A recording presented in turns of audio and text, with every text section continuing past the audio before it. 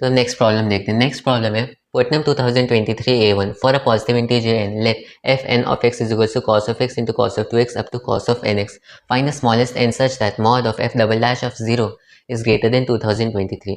तो मेरे पास एक फंक्शन डिफाइन किया हुआ है एफ एन ऑफ एक्स, इस टाइप से मेरे पास एक फंक्शन डिफाइन, और मुझे एन की स्मॉलेस्ट वैल्यू फाइंड आउट करने सच दैट ये वाली कंडीशन सेटिस्फाई हो जाए।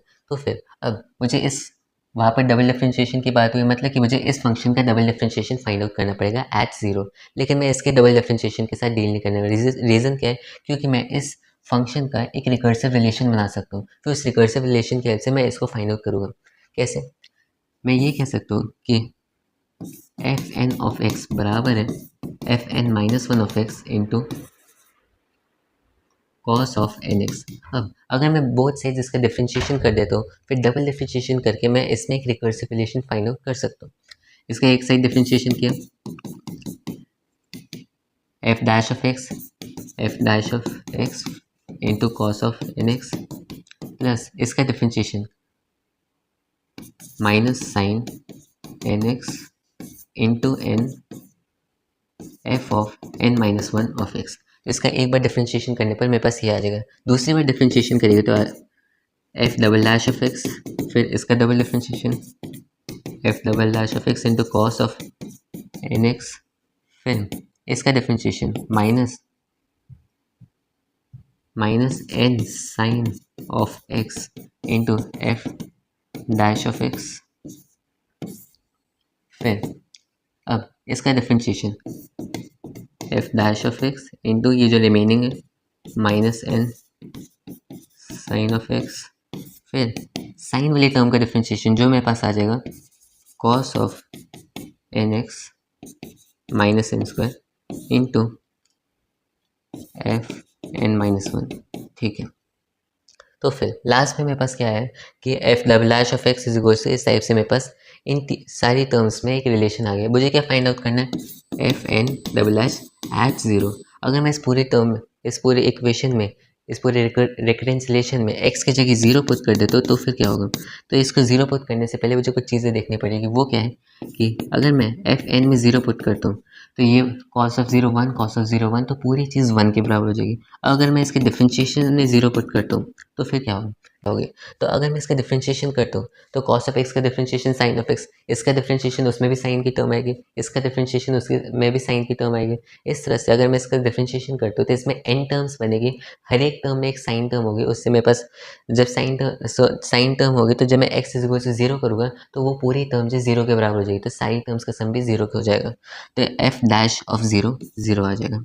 ठीक है, अब डबल डैश की बात करते हैं। डबल डैश तो मुझे फाइंड आउट ही करना है। ठीक है, तो ये दो चीज़ें मुझे समझ में आ गई यहाँ पर। तो F double dash N of 0 is equal to, यहाँ पर मैं 0 सब्स्टिट्यूट करूँगा, 0 इंटू कॉस ऑफ 0 1 हो जाएगा। फिर अब इसमें जैसे यहाँ 0 पुट करूँगा तो ये वाली टर्म तो 0 हो जाएगी। ठीक है, अब यहाँ पर इसमें 0 पुट करेगी, ये वाली टर्म भी 0 हो जाएगी। लास्ट बचती है ये कॉस ऑफ 0 1 हो जाएगा, और इसमें अगर मैं 0 पुट करता हूँ मेरे पास ये भी 1 आ जाएगा, तो माइनस एन स्क्वायर। ठीक है, तो लास्ट में जो मेरे पास रिकरेंस रिलेशन आया वो आया कि F N double dash of 0 is equal to F N minus one double dash of 0 minus N square. अब मैं इस रिकरेंस रिलेशन से आगे बढ़ सकता हूँ। तो लास्ट मेरे पास आ गया f N double dash of 0 is equal to F N minus one double dash और बेस माइनस एन स्क्वायर। अब ये मेरे पास रिकरेंस रिलेशन आ गया।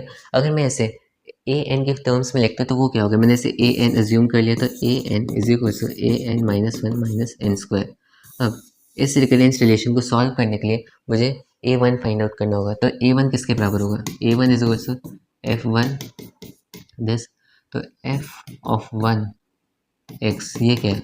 Cos of x.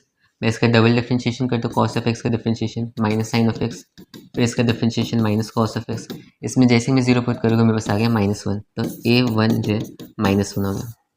N square को इस साइड ले जाते हैं, ए एन को उस साइड ले जाते हैं, तो n square is equal to A N minus one minus a n. जैसे यहाँ पर मैं टेलीस्कोपिक सीरीज लगाऊंगा तो क्या होगा? A two minus A one, ए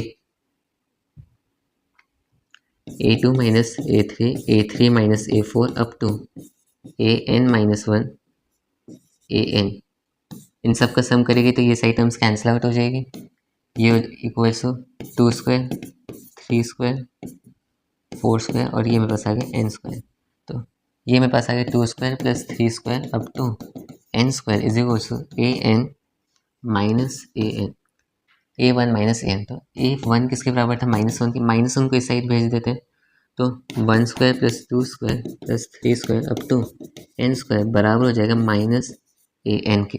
ठीक है, मतलब कि फर्स्ट n स्क्वायर्स का सम जो है वो -an के बराबर है। जब मैं इसका मॉड करूँगा तो मेरे पास an जो है बराबर हो जाएगा n into n plus 1 into 2n minus 1 divide by 6। तो मुझे इसकी वैल्यू पता चल चुकी है। अब मुझे छोटा सा काम करना है कि मुझे स्मॉलेस्ट n फाइंड आउट करना है सच दैट 2023 से बड़ा हो जाए। तो ये फाइंड आउट कर लेते हैं। तो n into n plus 1 into 2n minus 1 divide by 6 इसे 2023 से बड़ा होना चाहिए। तो अब मुझे क्या करना है? Smallest value of n find out करने सच दैट ये जो मेरे पास एक्सप्रेशन है n into n plus 1 into 2n minus 1 divide by 6 ये 2023 से बड़ा हो जाए। ऐसी स्मॉलेस्ट n की वैल्यू फाइंड आउट करनी है। तो इसके लिए हम क्या करेंगे? थोड़ी सी अप्रॉक्सीमेशन और बाउंडिंग करेंगे। अब अगर मैं इसकी अप्रॉक्सीमेट वैल्यू निकालूँ तो मैं क्या करूँगा? n की जगह n प्लस 1 की जगह n और 2n माइनस 1 की जगह 2n डिवाइड बाई 6। इससे कैंसिल हुआ, नीचे आ गया 3 n क्यूब डिवाइड बाई 3। इससे बड़ा होना चाहिए 2023 से, मतलब कि n क्यूब को बड़ा होना चाहिए 26069 से। और जब मैं इसे सॉल्व करूँगा तो मुझे पता चल जाएगा कि n की जो स्मॉलेस्ट वैल्यू है वो है 19।